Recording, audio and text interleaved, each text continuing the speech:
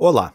Nesta aula, nós vamos discutir a relação entre desenvolvimento tecnológico e as chamadas revoluções científicas e revoluções industriais. Nosso objetivo é mostrar as diferentes visões sobre a relação entre desenvolvimento tecnológico, ciência e indústria ao longo da história e também as discussões presentes na historiografia sobre estes assuntos.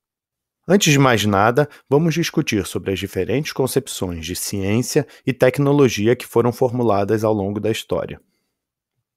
Uma primeira visão sobre desenvolvimento científico e tecnológico, formulada no Ocidente, foi apresentada pela mitologia. Na cultura clássica, os mitos abordavam a relação entre o conhecimento sobre a natureza e o desenvolvimento da tecnologia. Este é o caso, por exemplo, da Teogonia de Hesíodo, poesia lírica em que a natureza é apresentada de forma mitológica. Também na tragédia Prometeu Acorrentado de Ésquilo, vemos uma importante interpretação sobre a origem da tecnologia humana a partir das ações divinas. Uma segunda visão bastante influente no Ocidente sobre o desenvolvimento científico e tecnológico foi apresentada no século XVII pelos autores do chamado Iluminismo. Embora ainda muitas vezes apresentado como uma versão oficial sobre o avanço da ciência, o Iluminismo, na verdade, construiu uma espécie de mito sobre a origem das luzes.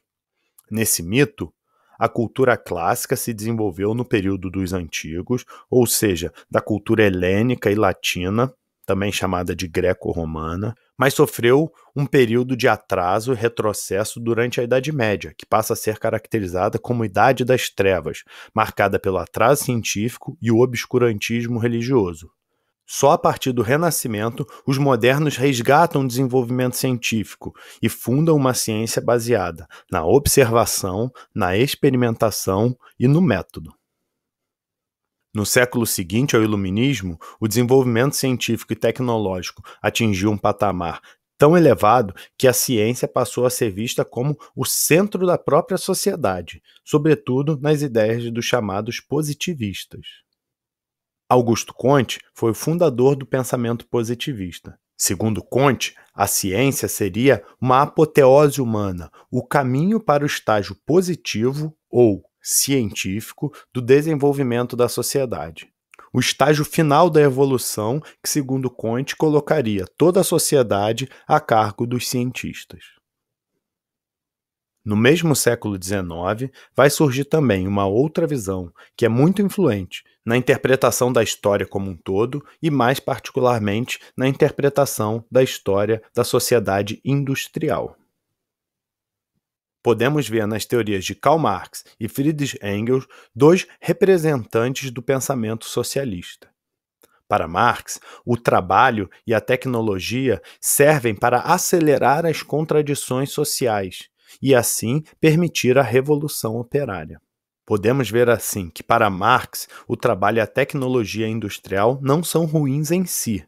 Inclusive, auxiliam na preparação para a revolução proletária, revolução esta que permitiria a socialização dos benefícios trazidos pela tecnologia para toda a sociedade. Enquanto Marx enfatizou a relação social entre tecnologia e trabalho, Friedrich Engels destacou uma relação biológica entre o trabalho e a tecnologia, mostrando que tanto a nossa linguagem quanto a nossa mão são frutos do trabalho e foram responsáveis pela transformação do macaco em homem.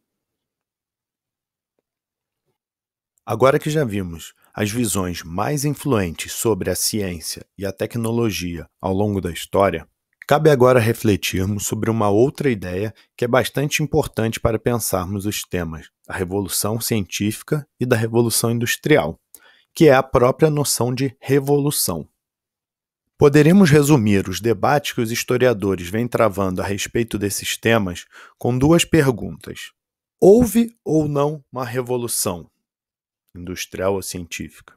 E se houve, como se deu esta revolução? Vamos acompanhar mais de perto esse debate no caso da Revolução Científica. O debate entre aqueles que acreditam que não houve uma revolução científica e aqueles que acreditam que houve sim uma, ou mais revoluções científicas é conhecido na historiografia como continuismo ou descontinuismo. Poderíamos dizer que as interpretações dos descontinuístas enfatizam rupturas que teriam havido no pensamento científico, enquanto a ênfase dos continuistas está nas permanências. Podemos ver isso de forma mais clara na concepção de que a ciência se daria por um progresso contínuo. Pierre Durand foi um desses autores que acreditou que o desenvolvimento científico e tecnológico se dá de forma contínua. Assim, Durand foi o primeiro autor a sugerir que se investigassem as origens medievais da ciência moderna. Georges Sarton foi outro autor que enfatizou a continuidade do progresso científico, identificando o progresso da ciência com o próprio progresso da humanidade. Já entre os descontinuístas, a principal ruptura identificada na história da ciência é a famosa Revolução Científica dos séculos XVI e XVII.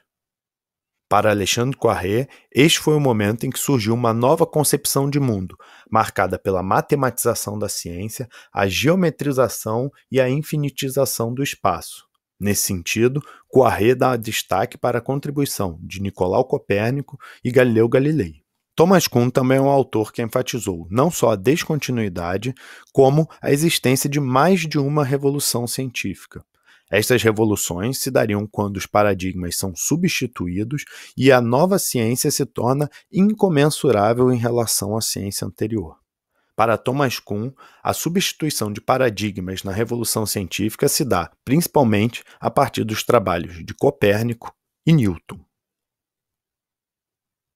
Uma outra posição intermediária diria que a ciência avança não de forma contínua nem com grandes saltos, mas numa espécie de zigue-zague. Assim, Arthur Koestler desenvolveu uma teoria sobre o conhecimento científico e o desenvolvimento tecnológico baseada na noção de insight, concluindo que os cientistas avançam como sonâmbulos, tateando às escuras, e não por um voluntarismo.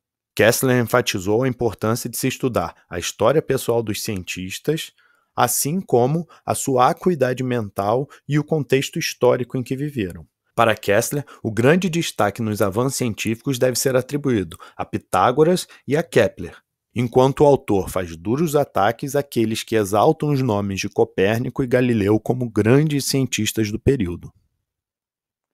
Mais recentemente, a visão continuista foi revivida a partir de estudos que enfatizaram as heranças medievais da ciência moderna.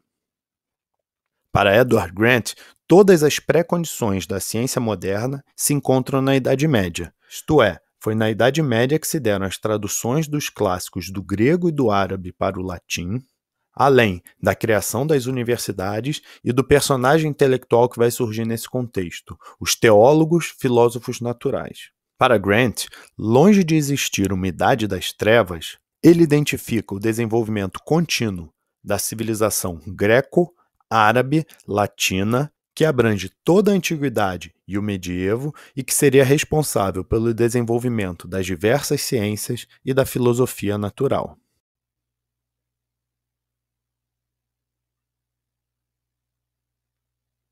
Além do debate sobre se houve ou não uma revolução científica, que remete ao continuismo ou descontinuismo, podemos dizer que uma pergunta mais antiga seria: como se deu a revolução científica? Que no caso daqueles que acreditam que não houve uma revolução, poderia ser traduzida da seguinte forma: como se dá o desenvolvimento da ciência? As respostas sobre essa questão, como se faz ciência, pode ser dividida em dois grupos de acordo com o escopo das interpretações. Aqueles que acreditam que o desenvolvimento científico e a revolução científica deve ser estudada a partir de uma análise interna à ciência são os chamados internalistas, enquanto aqueles que acreditam que o desenvolvimento da ciência e da revolução científica deve ser feito a partir da análise dos contextos históricos de produção da ciência são os chamados externalistas. Inicialmente, as interpretações internalistas prevaleceram, enfatizando os gênios, mitos ou os heróis da Revolução. Este é o caso de estudos do século XIX que se concentravam em biografias de gênios, pioneiros, desbravadores da ciência que são verdadeiros heróis nacionais, como os livros de Jacob Burckhardt e Joseph Bertrand. Em reação a esta história centrada nos gênios, mitos e heróis da ciência, se desenvolveu no início do século XX a chamada sociologia da ciência, que visa uma análise da produção da ciência em relação aos seus contextos sociais. Um pioneiro nesta área foi Boris Hessen, que procurou investigar as raízes sociais e econômicas do pensamento de Newton.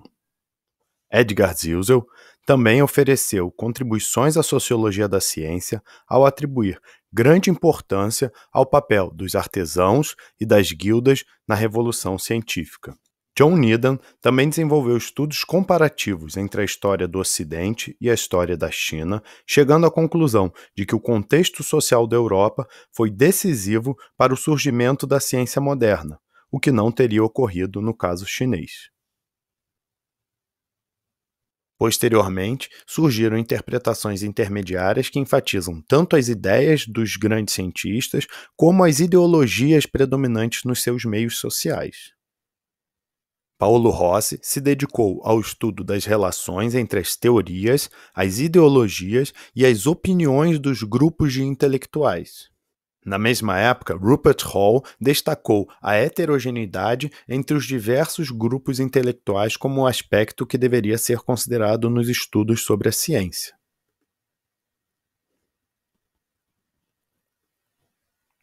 Enquanto o senso comum atribui à Revolução Científica do século XVII as bases da Revolução Industrial do século XVIII, e enquanto as interpretações clássicas da historiografia diriam, como Chikara Sasaki, que a primeira Revolução Industrial não utilizou de forma intensiva a ciência tecnológica, apenas a segunda Revolução Industrial, e que, pelo contrário, a primeira Revolução Industrial forneceu grande matéria para o desenvolvimento da ciência, o que seria uma visão descontinuista clássica, vemos que outros autores mais radicais vão questionar a própria existência da Revolução Industrial ou da Revolução Científica.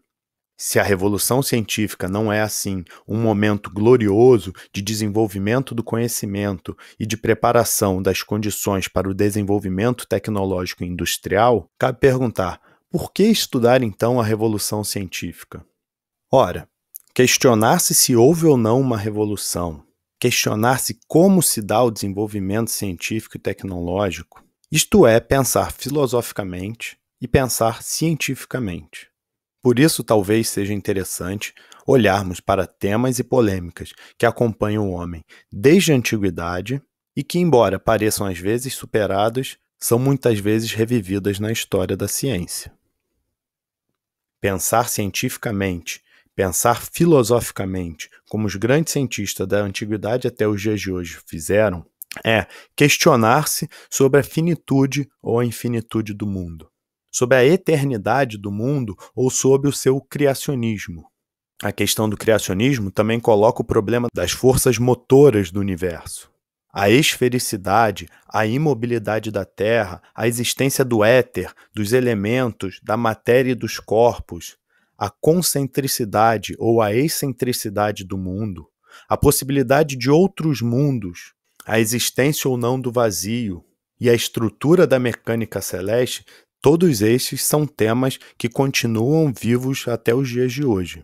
Assim como as discussões entre a doutrina da verdade dupla, ou seja, a verdade científica e a verdade religiosa, e a questão da autonomia da ciência em relação à religião.